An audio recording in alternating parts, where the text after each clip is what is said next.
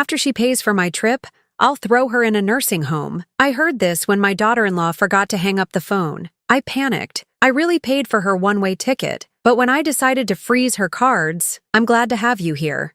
Follow my story until the end and comment the city you're watching from, so I can see how far my story has reached. The words hit me like a physical blow to the chest. I was standing in my kitchen, holding the cordless phone that had been ringing moments before. Sandra had called asking about some minor detail regarding her upcoming European vacation, the one I'd been so excited to pay for. She'd painted it as a second honeymoon with my son Michael, something they desperately needed to reconnect after 15 years of marriage. I'd been thrilled to help. At 72, what else was my money for if not to make my family happy? The trip cost nearly $8,000. But seeing Sandra's face light up when I offered to pay had felt worth every penny. She'd hugged me so tightly that day, calling me the most generous mother-in-law in the world. But she hadn't hung up properly. The line stayed connected, and I heard her talking to someone else. Probably her sister Karen, based on the familiar tone. I swear, Karen, this old woman is so gullible. Sandra's voice crackled through the phone speaker. She just handed over $8,000 without even asking questions. Michael thinks I should wait until after the trip to bring up the nursing home thing, but honestly, I'm getting tired of pretending to care about her little stories and complaints. My hand started trembling. I should have hung up. I should have given them privacy. But something in Sandra's tone, a coldness I'd never heard before, kept me frozen in place. The best part is, she actually thinks we're grateful, Sandra continued with a laugh that made my stomach turn. Like, does she really believe we want to spend our vacation thinking about her? This trip is about getting away from all that responsibility. Once we get back, refreshed and tan, we'll start looking at those facilities. I already found 3 good options that take Medicaid. I sank into my kitchen chair, my legs suddenly unable to support me. Medicaid? I wasn't poor. I had savings, investments, a house that was paid off. Why would Sandra be looking at Medicaid facilities unless she planned to take everything I had first? The timing is perfect, Sandra went on. She's been having those senior moments lately, forgetting where she put her keys, repeating stories. It'll be easy to convince people she needs professional care. Michael's already on board. He's tired of her calling every day, wanting to come over for dinner, needing help with little things. He thinks it's time she had professional supervision. Those senior moments Sandra mentioned weren't signs of dementia. They were signs of loneliness. I forgot my keys because I was distracted thinking about how quiet my house was. I repeated stories because I was desperate for conversation, for someone to listen to me. And I called them every day because they were my only family since my husband Harold died 5 years ago. I figure we give it a month after we get back, Sandra continued. Let her feel useful one more time by helping us with some made-up emergency. Maybe tell her Michael needs surgery or something. Get her to sign over power of attorney for her own good. Then boom, she's in a nice facility where trained professionals can take better care of her than we ever could. The way she said trained professionals dripped with sarcasm. She wasn't thinking about my well-being. She was thinking about getting me out of her way while keeping access to my money. The house alone is worth $300,000, Sandra said, plus whatever she has in savings and investments. Michael thinks there's probably close to $500,000 total.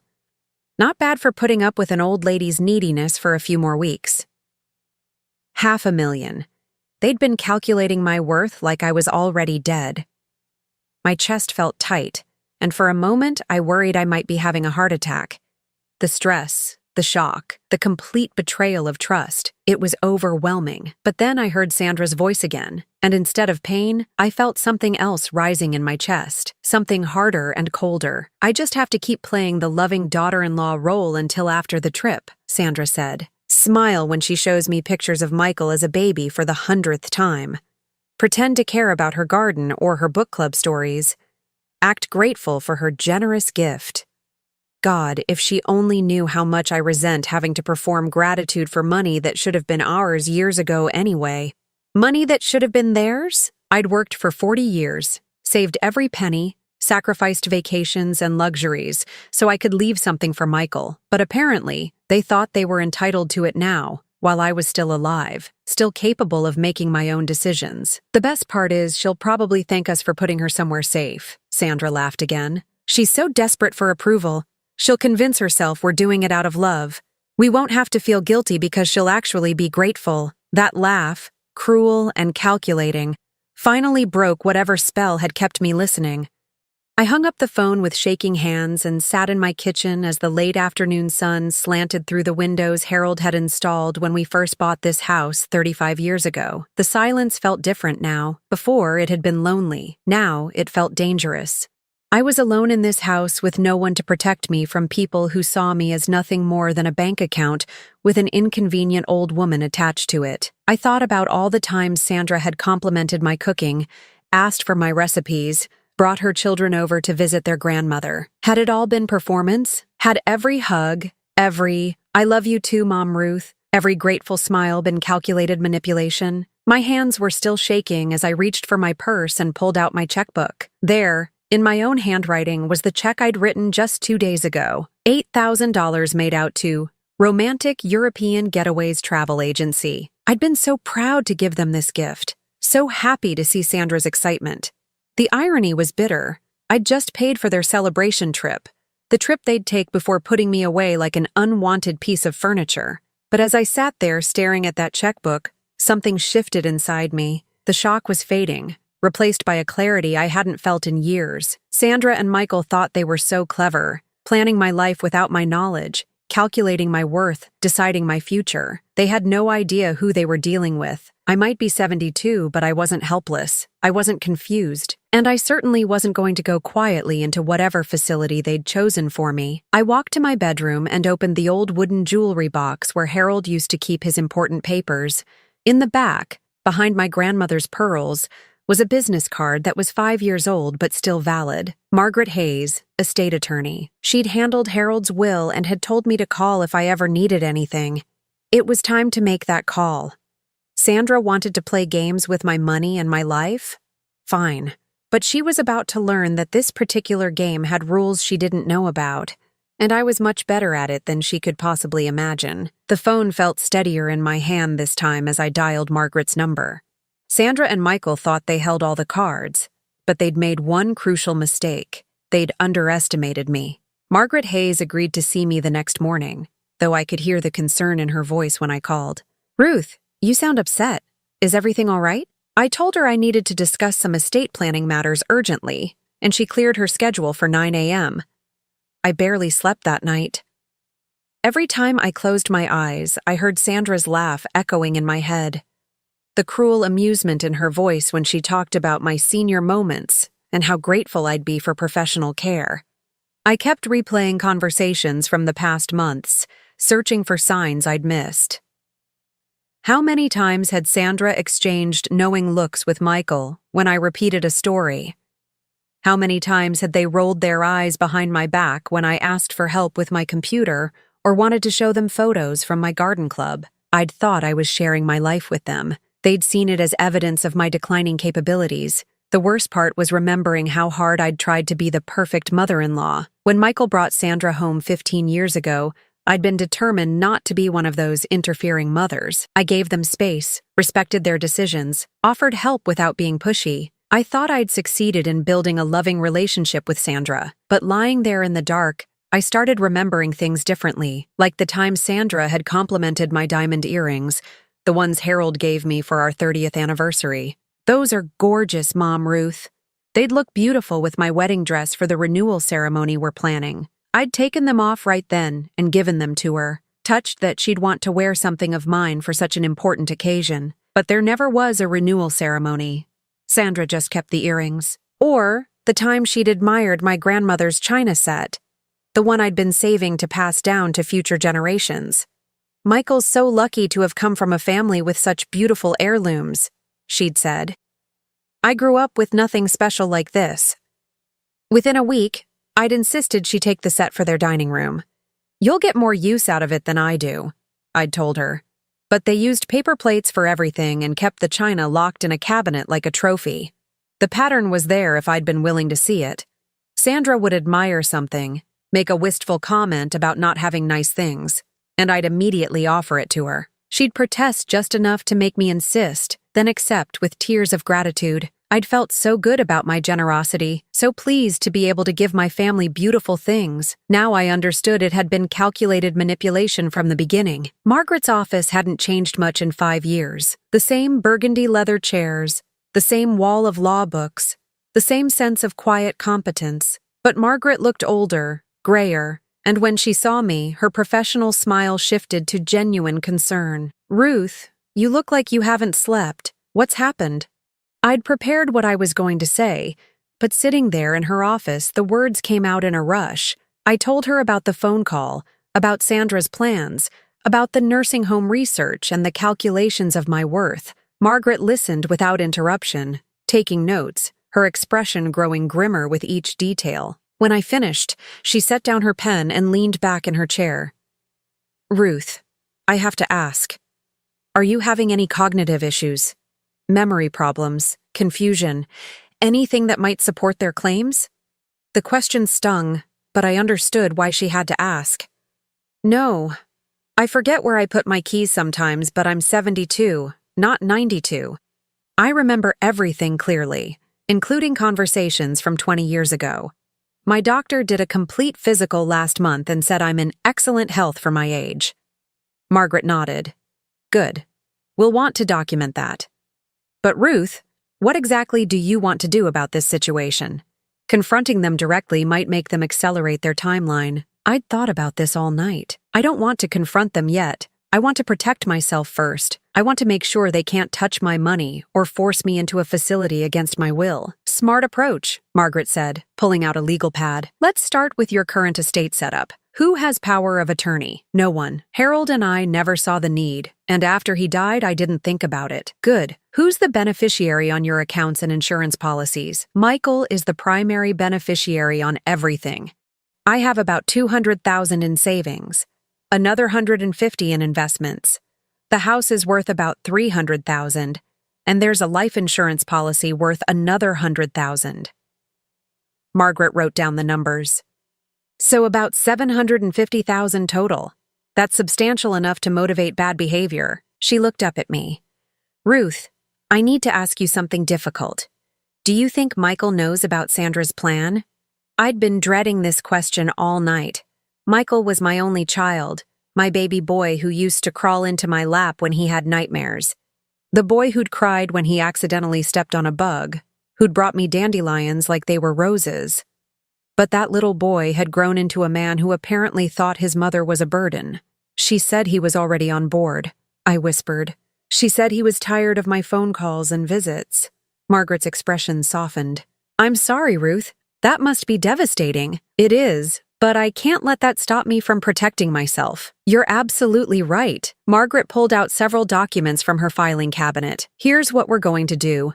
First, we'll create a comprehensive power of attorney document that requires 2 independent doctors to certify any cognitive decline before it can be activated. Second, we'll set up a revocable trust and move your assets into it, with very specific instructions about your care preferences. Third, we'll create an advance directive that explicitly states you don't want to be placed in a nursing facility unless you're physically unable to care for yourself. How long will that take? If we move quickly, we can have everything done within a week. But Ruth, there's something else you should consider. If Sandra and Michael are planning to have you declared incompetent, they might try to challenge these documents. We need to make sure you have recent medical and psychological evaluations on file to prove your mental competency. I felt a surge of anger thinking about Sandra's casual dismissal of my senior moments. "Can you recommend someone?" Dr. Patricia Williams specializes in geriatric assessments. She's testified in competency hearings and her evaluations are considered gold standard in court. I'll call her office and see if she can fit you in this week. As Margaret outlined the plan, I felt something I hadn't experienced in months: control.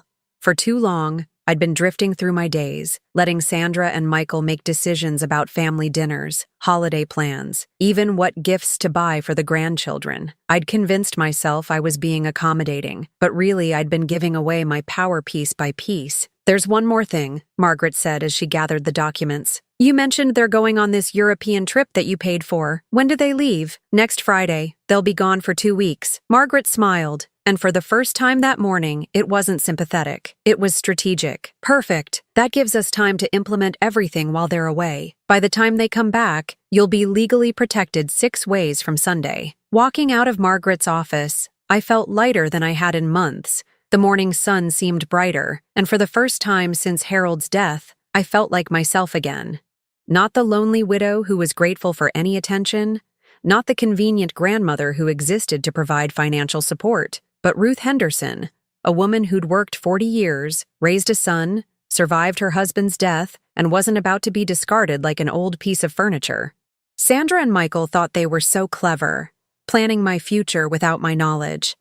They had no idea that their victim was about to become their biggest problem. They wanted to play games with my life? Fine. But they were about to learn that I'd been playing games a lot longer than they had, and I was much better at winning. The next few days passed in a blur of careful acting and secret preparations. I had to maintain my normal routine with Sandra and Michael while quietly building my fortress of legal protection. It was exhausting, but also strangely exhilarating. Every smile I gave Sandra, every grateful response to her fake kindness, was now part of my own performance. Wednesday afternoon, Sandra called to finalize some last-minute details about their trip. "Mom, Ruth, you're absolutely sure about covering the travel insurance too? It's another $300, but Michael thinks we should have it just in case." "Of course, dear," I said, making my voice as warm as possible. "I want you both to have a wonderful time without any worries." "You're such an angel," Sandra gushed. "I don't know what we'd do without you." "Oh, and I was thinking, while we're gone, maybe you shouldn't be alone in that big house.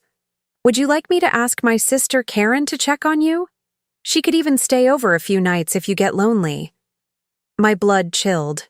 Karen would be Sandra's spy, reporting back on my activities, my visitors, my mail.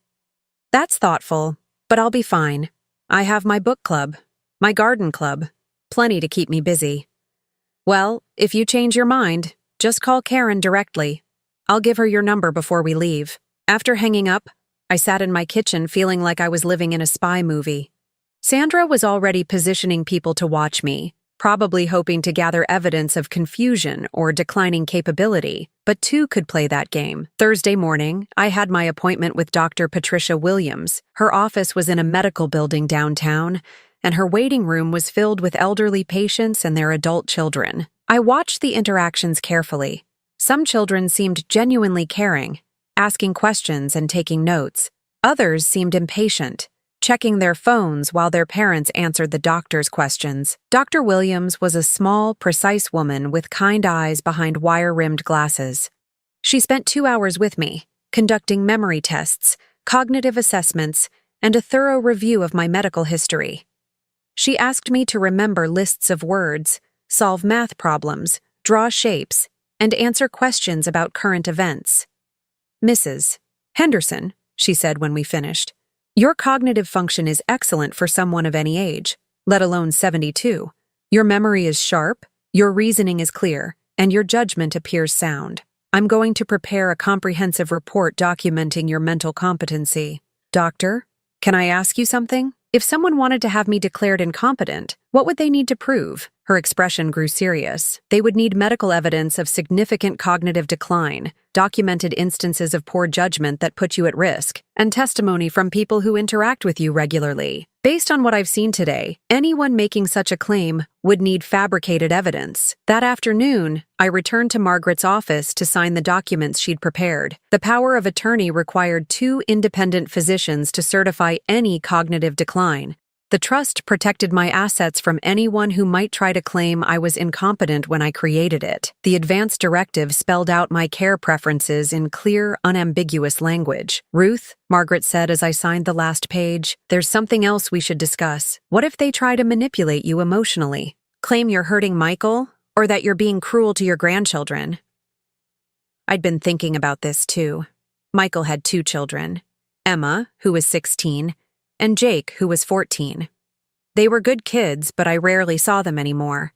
Sandra always had excuses why they couldn't visit, why they were too busy with school and activities. "The grandchildren barely know me anymore," I said sadly. "Sandra's made sure of that. She's been isolating me from them for years. That's another pattern we see in these situations, Margaret nodded. The manipulator isolates the victim from other family members so they become the primary relationship. It makes the victim more dependent and gives the manipulator more control. Friday morning came faster than I expected. Sandra and Michael were leaving for the airport at noon, and Sandra had insisted on coming over for coffee before they left. "I want to say goodbye properly," she'd said. "And maybe you could give me that recipe for your chocolate chip cookies? I'd love to try making them while we're at the hotel." She arrived at 10, looking excited and beautiful in her new travel outfit. She'd clearly spent money getting ready for this trip. Her hair was freshly highlighted, her nails professionally done, and she was carrying a new purse that probably cost more than most people spent on groceries in a month. "Mom Ruth, you look wonderful," she said, hugging me tightly. "Are you excited for us? I can't believe we're finally taking this trip." "I'm thrilled for you both," I replied, pouring her coffee in my second-best china. I'd learned my lesson about using the good stuff around Sandra. "I brought something for you," she said, pulling a small wrapped box from her purse. "I saw this at the jewelry store and thought of you." Inside was a simple pendant necklace, the kind you'd find at a department store for $30. I'd just spent $8,000 on their vacation, and she'd brought me a trinket that cost less than what I spent on groceries each week. "It's lovely, dear. Thank you." "I thought you could wear it and think of us while we're gone," she said, then leaned forward conspiratorially. "Michael's so excited. He's been working so hard lately, and this trip is exactly what he needs. You know how stressed he gets." I did know. Michael had always been prone to anxiety, even as a child, but I also knew that most of his recent stress came from the pressure Sandra put on him to provide a lifestyle they couldn't afford on his income alone. "Where are you most excited to visit?" I asked, playing my part. "Oh, everywhere. Paris, Rome, Barcelona. We're doing a wine tour in Tuscany, and Michael booked us a cooking class in Lyon. And the hotel in Paris has a spa that looks absolutely divine." I listened to her chatter about their planned activities, mentally calculating the cost. $8,000 was just the beginning. They'd probably spend another $5,000 on meals, shopping, and activities. Money they didn't have, which meant they'd come home in debt, which meant they'd need my help even more. Which was exactly why they wanted me in a nursing home, so they could access my savings without having to ask permission or pretend gratitude. "I should get going," Sandra said finally, checking her watch. "Michael gets nervous if we're not at the airport early. But Mom Ruth, I want you to know how much this means to us. You're the most generous person I know." She hugged me again, and I smelled her expensive perfume, saw her perfect makeup, felt the softness of her cashmere sweater. Everything about her was polished and beautiful and completely fake. "Have a wonderful time," I said. "Don't worry about anything here. Just enjoy yourselves." "We will. And when we get back, maybe we can plan something special for your birthday next month." I was thinking about that lovely restaurant downtown, the one with the jazz band. My birthday. Sandra had forgotten it for the past 3 years running, only remembering when Michael reminded her days later. Now, suddenly, she was planning celebrations because she thought it might be my last birthday outside a nursing home. After she left, I stood at my kitchen window watching her drive away in the car I'd helped them buy. The house felt different now, not lonely, but peaceful. For the next 2 weeks, I wouldn't have to pretend. I wouldn't have to smile when Sandra made subtle digs about my age or my forgetfulness. I wouldn't have to listen to Michael's increasingly impatient sighs when I asked for help with technology. I was free to be myself. And more importantly, I was free to protect myself. Margaret had given me a list of tasks to complete while they were gone. First, I needed to visit my bank and remove Sandra's name from my emergency contact list. Second, I needed to change the locks on my house, something Margaret insisted on for security reasons. Third, I needed to meet with my financial advisor to move my investments into the new trust. But before I did any of that, I wanted to visit my safety deposit box. There were documents there I hadn't looked at in years, things Harold had insisted we keep secure. I had a feeling I was going to need every piece of ammunition I could find. As I gathered my purse and car keys, I caught sight of myself in the hallway mirror. I looked different somehow, more alert, more determined. The woman staring back at me wasn't a helpless widow waiting to be discarded. She was someone who'd spent 40 years working, saving, and planning for the future. Sandra and Michael thought they knew what that future looked like. They were about to discover how wrong they were. The first thing I did after Sandra and Michael left for the airport was drive to my bank. I'd been banking at First National for 30 years, and the manager, Robert Chen, had handled my account since Harold died. He knew me well enough to be genuinely concerned when I asked to speak with him privately. "Mrs. Henderson, is everything all right? You seem upset." I'd prepared for this conversation, knowing I needed to be careful about what I revealed. "Robert, I need to make some changes to my accounts. I want to remove my daughter-in-law as an emergency contact and beneficiary." His eyebrows raised slightly. "Of course we can do that. May I ask why? Last time we spoke, you mentioned how helpful Sandra was with your financial matters. That was the problem. I'd been too trusting, too eager to show how wonderful my relationship with Sandra was. I'd painted myself as a grateful mother-in-law blessed with a caring family. Now I needed to undo that narrative without revealing too much. I've decided I want to simplify things," I said carefully. "Keep my financial affairs more private." Robert nodded, though I could see he sensed there was more to the story. We spent an hour updating my accounts, removing Sandra's access to my emergency contacts, and setting up new security protocols. I also requested that any inquiries about my accounts be directed to me personally, with no information given to family members. "Mrs.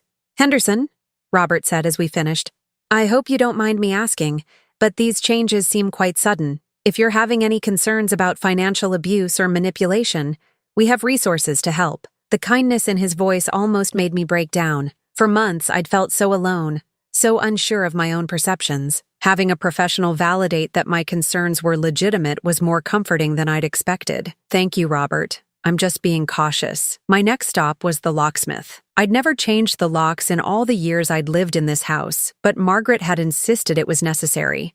"If they have keys and unlimited access to your home," she'd explained, "they can stage evidence of confusion or decline, moving things around, hiding important documents, even bringing in witnesses to see you in a manufactured state of distress." The locksmith, a friendly man named Dave, arrived that afternoon. As he worked, he chatted about home security, mentioning that he'd seen an increase in elder abuse cases where family members used their access to manipulate situations. "The sad thing is," Dave said, installing the new deadbolt, "most of these seniors never see it coming. They trust their family completely, right up until the end." While Dave worked on the locks, I went through my house with new eyes. In the guest bedroom where Sandra and Michael stayed when they visited, I found things I'd forgotten about. A folder tucked under the mattress containing printouts of nursing home websites, notes in Sandra's handwriting listing my assets and their estimated values, even a business card for a lawyer who specialized in emergency guardianship proceedings. My hands shook as I read through Sandra's notes. She'd been planning this for months, maybe longer. She'd calculated not just my financial worth, but the monthly costs of nursing homes, the timeline for selling my house, even the tax implications of inheriting my assets. One note made my blood run cold. "Ours doctor appointment. Ask about memory concerns. Get official documentation of decline." Sandra had been planning to accompany me to my next medical appointment, armed with fabricated stories about my confusion and forgetfulness, hoping to get a doctor to document cognitive problems that didn't exist. I gathered all the papers and put them in a bag to take to Margaret. This was evidence of premeditation, proof that Sandra's plan wasn't a spontaneous idea, but a carefully orchestrated scheme. Tuesday morning, I met with my financial advisor, Janet Morrison. Like Robert at the bank, Janet had worked with Harold and me for years.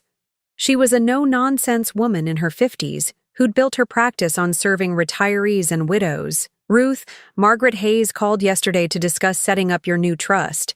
She mentioned you're making some significant changes to your estate planning." "That's right. I want to move all my investments into the trust and change my beneficiary designations." Janet pulled up my files on her computer. "You currently have Michael listed as primary beneficiary on everything. Your IRA, your investment accounts, even your life insurance. Are you sure you want to change all of that?" "I'm sure." "Can I ask what prompted this decision? Last time we met, you were talking about ways to help Michael and Sandra with their financial goals." I'd been dreading this question, but I'd prepared an answer. "I've realized I need to think more carefully about my legacy.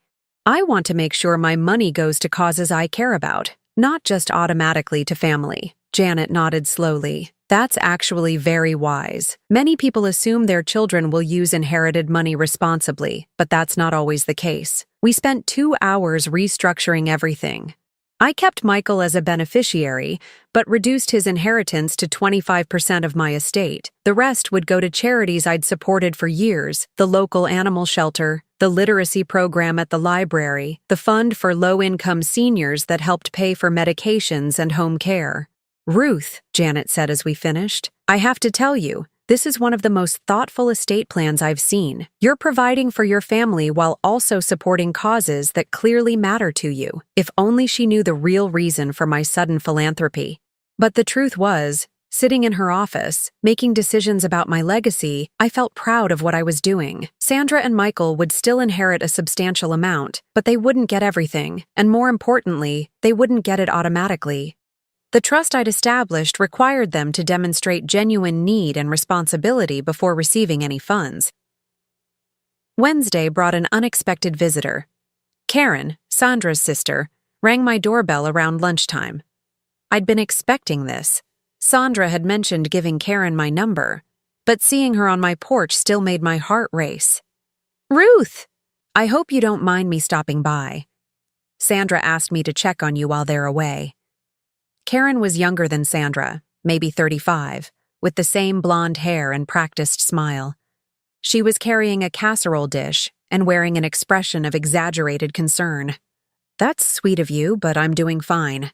Sandra was worried you might get lonely rattling around in this big house all by yourself. Mind if I come in for a minute?" I couldn't refuse without seeming rude, so I led her to the kitchen. Karen set down the casserole and looked around with obvious curiosity, her gaze lingering on the family photos, the medicine cabinet visible through the bathroom door, the stack of mail on the counter. "Sandra says you've been having some memory issues lately," Karen said casually. "Forgetting things, getting confused about appointments. That must be scary." "I don't know what Sandra told you, but my memory is fine." Karen smiled sympathetically. "Of course it is. Sometimes family members worry more than they need to. But it's good that you have people looking out for you. Living alone at your age can be risky." Every word out of her mouth sounded like it came from a script Sandra had written. Karen was here to assess my mental state, to look for evidence of confusion or decline that Sandra could use later. "Would you like some coffee?" I offered, playing the part of the gracious hostess. "That would be lovely. I was just telling Sandra how lucky Michael is to have such a caring mother. Not everyone would be so generous with that European vacation. $8,000. That's incredibly thoughtful." She was fishing, trying to get me to talk about money, maybe hoping I'd reveal confusion about my finances or make comments that could be used as evidence of poor judgment. "Family is important," I said simply. Karen stayed for an hour, asking seemingly innocent questions about my daily routine, my health, my plans for the future. She complimented my house repeatedly, mentioning how much work it must be to maintain such a large property. She even offered to help me organize my medicine cabinet, claiming she'd noticed it looked cluttered. After she left, I called Margaret immediately. "She was conducting surveillance," Margaret said without hesitation. "Everything you described, the questions about your memory, the comments about living alone being risky, the offer to organize your medications, those are classic information-gathering tactics. She was building a profile to support a competency challenge. What should I do if she comes back? Be polite, but don't volunteer information. Don't let her into your house unsupervised. And definitely don't let her handle your medications or important documents. And Ruth, document everything. Write down what she said, when she visited, what she seemed most interested in." That evening, I sat in my living room with a notebook, writing down every detail of Karen's visit. As I wrote, I realized how orchestrated it had been. The casserole was an excuse to get inside. The comments about my memory were fishing expeditions. The observations about my house being too big were setting up arguments for why I needed assisted living. Sandra and Michael thought they were so clever, using Karen as their spy while they enjoyed their European vacation on my dime. They probably thought I was sitting here alone and vulnerable, unaware of their surveillance, unprepared for their eventual attack. But I wasn't the helpless target they imagined. Every move they made was being documented. Every manipulation was being recorded. Every piece of evidence was being carefully preserved by Margaret for the legal battle that was coming. They thought they were hunting a confused old woman. Instead, they'd stumbled into a trap set by someone who'd had 72 years to learn how the world really worked. Sandra and Michael returned from Europe on a Sunday evening, 2 weeks after they'd left. I'd spent those 14 days transforming my life in ways they couldn't imagine. But when Sandra called Monday morning, I made sure to sound exactly like the lonely, grateful mother-in-law they expected to find. "Mom, Ruth, we're back. We had the most incredible time. Paris was absolutely magical, and the wine tour in Tuscany was like something out of a movie. We took so many pictures to show you. I'm so glad you had a wonderful trip, dear. I've been looking forward to hearing all about it. We brought you some gifts, a beautiful scarf from Paris, and some olive oil from this tiny village in Italy. Can we come over this afternoon? We're dying to tell you everything." They arrived at 3 o'clock, both looking tanned and relaxed and thoroughly pleased with themselves. Sandra was practically glowing, wearing new clothes they'd obviously bought during their travels. Michael looked happier than I'd seen him in years, carrying bags full of souvenirs and talking animatedly about the restaurants they'd visited.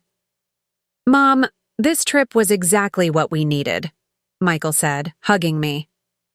"We feel like ourselves again. Thank you so much for making it possible." For a moment, watching my son's genuine happiness, I almost wavered. He looked so much like the little boy I'd raised, excited and grateful and full of life.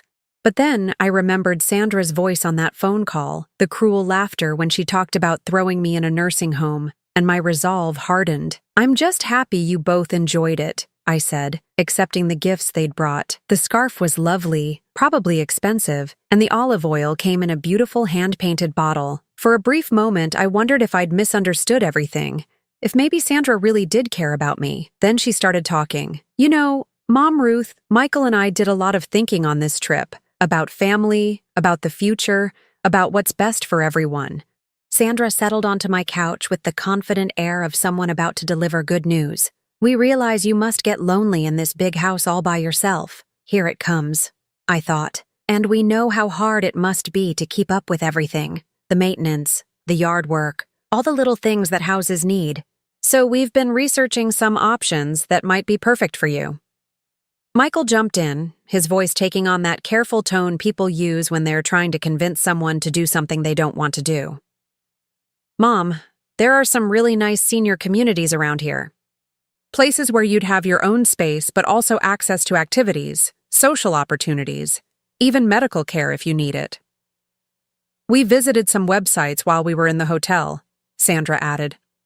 "The pictures looked beautiful, like cruise ships on land, organized activities, group meals, even transportation for shopping and appointments." I sat quietly, letting them build their case, watching the performance I'd been expecting for 2 weeks. They were so confident, so sure that their European vacation had given them the moral authority to reorganize my life. "The best part is, you wouldn't have to worry about anything anymore," Sandra continued.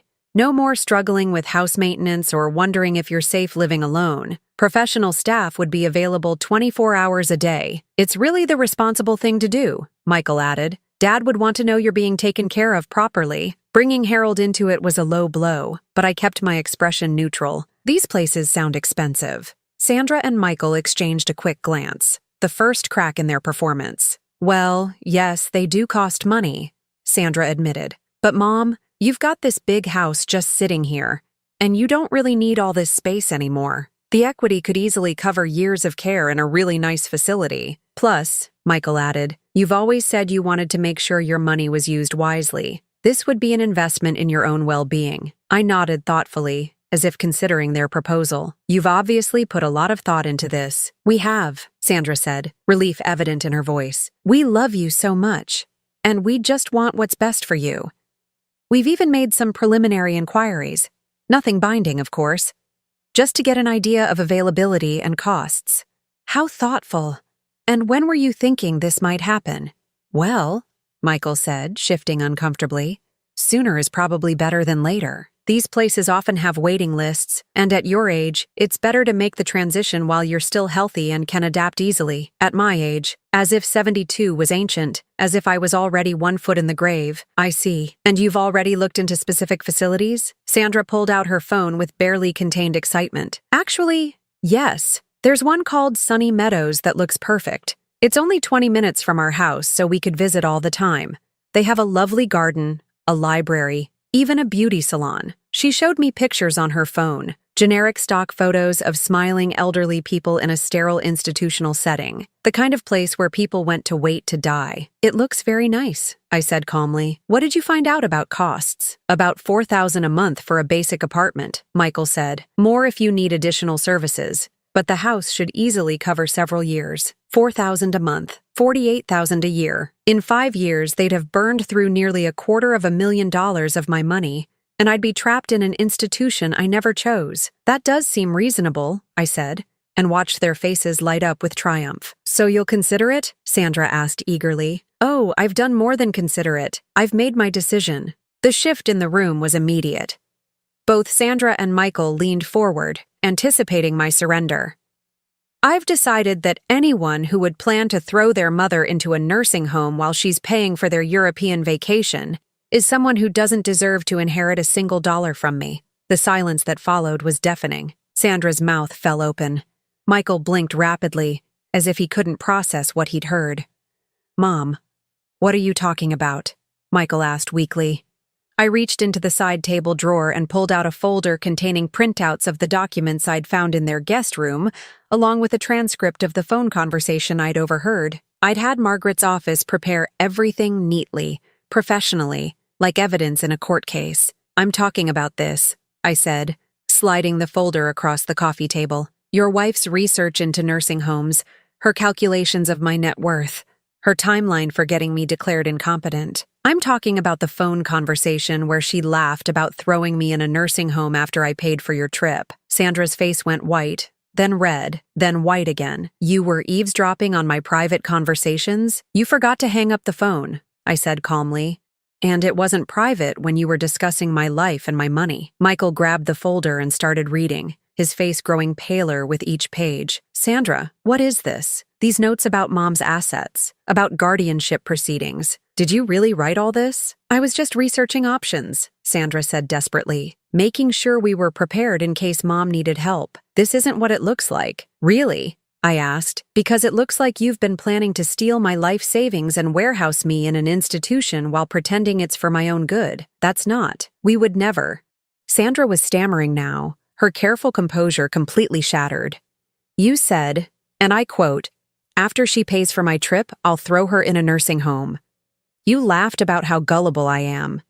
You called me the old woman and talked about how tired you were of pretending to care about my stories. Michael looked like he might be sick.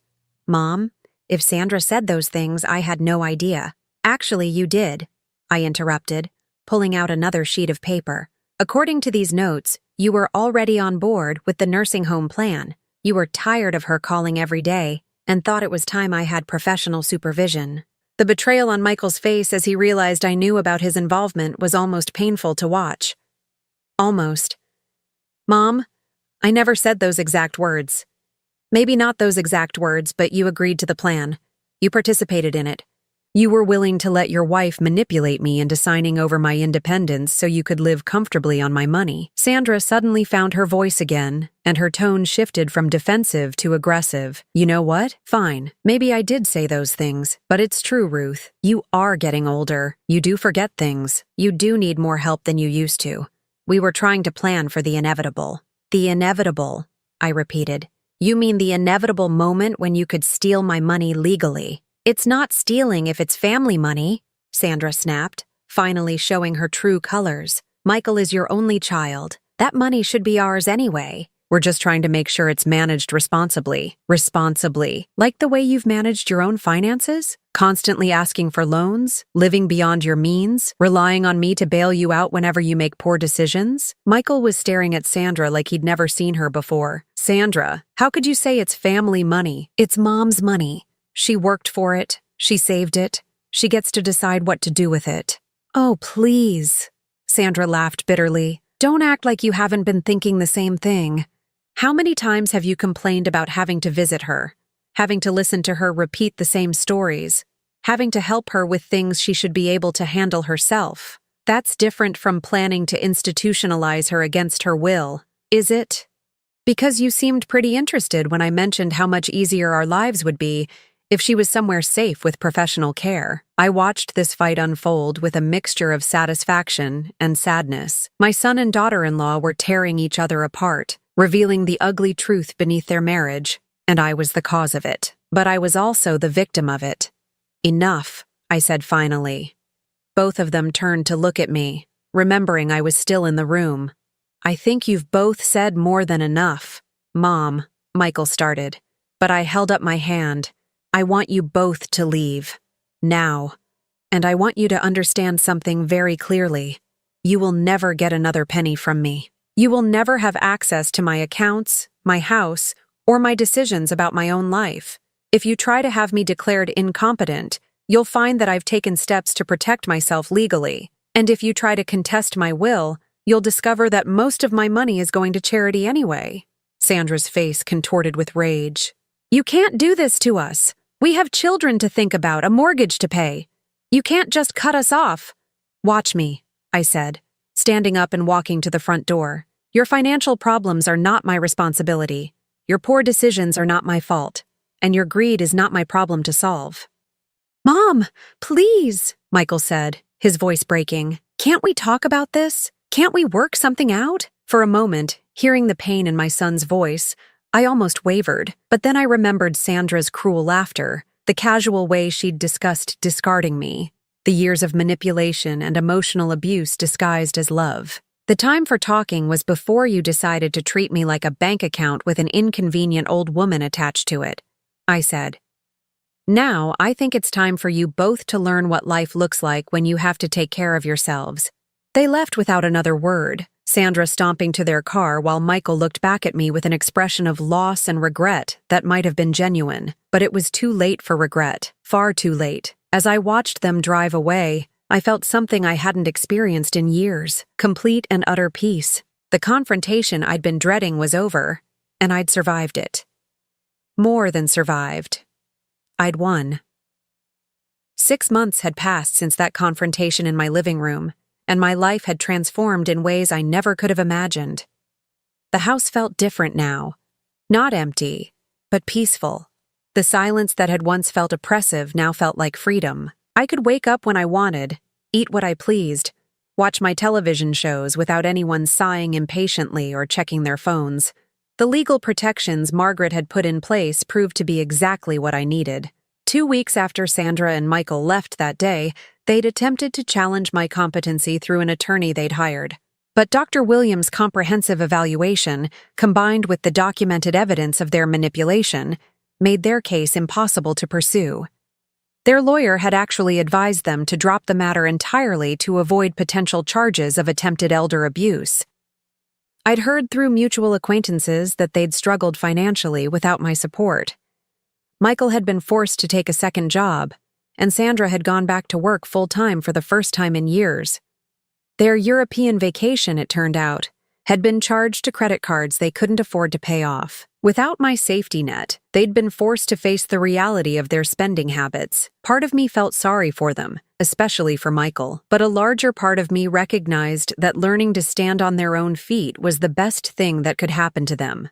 For too long, I'd enabled their irresponsibility by always being there to solve their problems. The doorbell rang, interrupting my thoughts. Through the window, I saw a young woman I didn't recognize standing on my porch with a teenage girl beside her. As I opened the door, the girl broke into a huge smile. "Grandma Ruth!" It was Emma, my 16-year-old granddaughter, though she looked older than when I'd last seen her 8 months ago. She was taller, her face more mature, but her eyes still held the warmth I remembered from when she was little. "Emma!" I hugged her tightly, breathing in the scent of her shampoo, feeling how much she'd grown. "What are you doing here?" "This is my friend's mom, Mrs. Patterson," Emma said, gesturing to the woman beside her. "She drove me over because I really wanted to see you." Mrs. Patterson smiled warmly. "Emma's been talking about you constantly. She asked if I could bring her by for a visit. I hope that's okay. Of course it's okay. Please, come in. As we settled in the living room, Emma looked around with obvious curiosity. The house looks different, Grandma.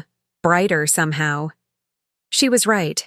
I'd redecorated in the months since the confrontation, choosing colors that made me happy instead of the neutral tones Sandra had always preferred. I'd hung new artwork, rearranged furniture to suit my needs, and turned Harold's old office into a craft room where I could pursue the hobbies I'd abandoned years ago. I've made some changes, I said. How are you, sweetheart? How's school? Good. Really good, actually. I made varsity soccer, and I'm taking AP Art History, which I love. Emma paused, then looked down at her hands. Grandma, I need to tell you something. I know what happened with Mom and Dad. My heart sank. Emma, you don't need to worry about adult problems. No, I want to talk about it, she interrupted, looking up at me with Harold's determined expression. Mom told me and Jake that you cut them off because you were being selfish and vindictive. But Dad told me what really happened, about Mom's plan to put you in a nursing home, about the things she said about you. Mrs. Patterson shifted uncomfortably. Emma, maybe this isn't.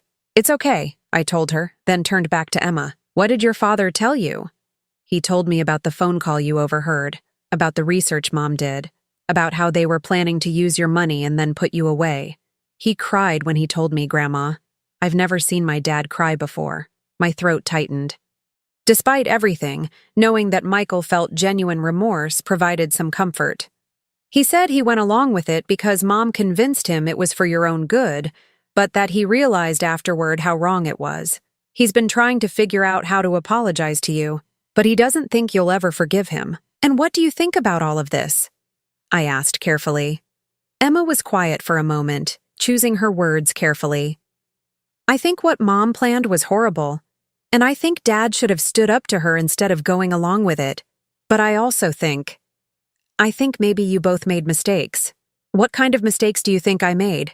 I think you made it too easy for them to take advantage of you.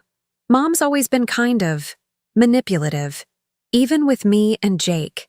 She has ways of making you feel guilty if you don't do what she wants, but you kept giving her what she wanted, so she kept pushing for more. The wisdom in my 16-year-old granddaughter's words was startling. She'd identified the exact dynamic that had enabled Sandra's behavior for so many years. You're very perceptive, I said. I get that from you, Emma smiled. Mom always said I was too much like my grandmother for my own good.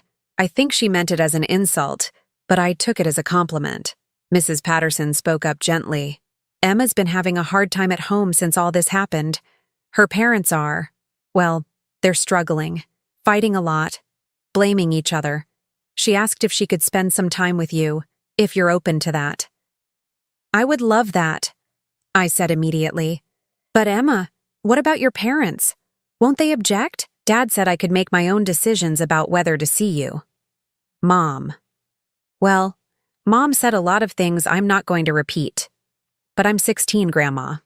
I'm old enough to choose who I want in my life. We spent the afternoon talking, really talking, in a way Emma and I hadn't in years. She told me about school, her friends, her plans for college. I told her about the art classes I'd started taking, the book club I'd joined, the volunteer work I'd begun at the animal shelter. You seem different, Grandma, Emma observed. Stronger, I guess. More like yourself. I feel more like myself, I admitted. For a long time, I was so focused on being the perfect mother and grandmother that I forgot to be Ruth. I like Ruth, Emma said firmly. I like her a lot. As Mrs. Patterson prepared to drive Emma home, my granddaughter hugged me tightly. Can I come visit again next weekend? Maybe I could even spend the night sometimes. I would love that. But Emma, I want you to understand something. I will always love your father, and I hope someday we can rebuild our relationship. But I will never go back to the way things were before. I will never again allow anyone to treat me like a bank account or a burden. I wouldn't want you to, Emma said. You deserve better than that. After they left, I sat in my garden as the sun set, reflecting on the unexpected gift of my granddaughter's visit. Sandra had tried to isolate me from the children, to control my relationships with them just as she'd controlled everything else. But Emma was old enough to see through the manipulation, strong enough to make her own choices about who she wanted in her life. The phone rang, and I saw Margaret's name on the caller ID. "Ruth, I have some news you might find interesting," she said. "I heard through professional channels that Sandra and Michael are getting divorced." I wasn't entirely surprised. The stress of their financial problems, combined with the breakdown of trust between them, had probably made their marriage unsustainable. "How do you feel about that?" Margaret asked. "Sad for them," I said honestly, "especially for the children, but not guilty. Their problems are consequences of their own choices." That's a very healthy perspective. And Ruth, there's something else. Michael's attorney reached out to me. He wants to know if you'd be willing to meet with Michael privately. He apparently wants to apologize and see if there's any possibility of rebuilding your relationship. I considered this. 6 months ago, I would have said yes immediately, desperate for any chance to reconcile with my son. But I'd learned a lot about myself in those months, about the difference between love and enabling, between forgiveness and being a doormat. Tell his attorney that I'm open to meeting with Michael, but only under certain conditions. First, Sandra cannot be involved in any way. Second, any relationship we rebuild will be based on mutual respect, not financial dependency. And third, he needs to understand that trust, once broken, takes time to rebuild. "I'll relay that message," Margaret said. "Ruth, I have to tell you, you've become one of my favorite clients. The way you've handled this situation, the strength you've shown, it's inspiring." After hanging up, I walked through my house, turning on lamps as darkness fell. Every room reflected my choices now, my preferences, my personality. The guest room that had once housed evidence of Sandra's betrayal was now a comfortable space where Emma could stay whenever she wanted. Harold's office had become my craft room, filled with art supplies and half-finished projects that brought me joy. I thought about the woman I'd been 6 months ago, lonely, desperate for approval, willing to sacrifice my own well-being to maintain relationships that were ultimately one-sided. That woman had been so afraid of being alone that she'd allowed herself to be used and manipulated. But being alone, I'd discovered, wasn't the same as being lonely. I had friends now, real friends from my art class and book club who valued my company for who I was, not what I could provide. I had activities that fulfilled me, hobbies that challenged me, volunteer work that gave me purpose. Most importantly, I had myself back. The Ruth who'd worked 40 years and built a life with Harold. The Ruth who'd raised a son and survived widowhood. The Ruth who was strong enough to stand up for herself when it mattered most. My phone buzzed with a text message from Emma. "Thank you for today, Grandma. I love you. Can't wait to see you next weekend." I smiled, typing back, "I love you too, sweetheart. I'll make your favorite cookies." As I prepared for bed that night, I caught sight of myself in the bathroom mirror. The woman looking back at me had gray hair and wrinkles, but her eyes were bright with confidence and peace. She looked like someone who knew her own worth, someone who would never again allow others to define her value. Sandra had been wrong about so many things, but she'd been right about one. I had changed. I was stronger. I was more myself than I'd been in years. And I was finally, completely free. The plastic pendant necklace Sandra had given me before their trip still sat in my jewelry box, a reminder of how little she'd valued me. But next to it now sat a beautiful silver locket Emma had bought me with her own babysitting money, engraved with the words, "World's Best Grandma." Some people, I'd learned, were worth the investment of love. Others were worth the investment of boundaries. The wisdom was in knowing the difference. As I turned off the lights and settled into bed, I felt something I hadn't experienced in years: complete contentment. Tomorrow would bring new possibilities, new adventures, new opportunities to live life on my own terms. At 72, I was finally just getting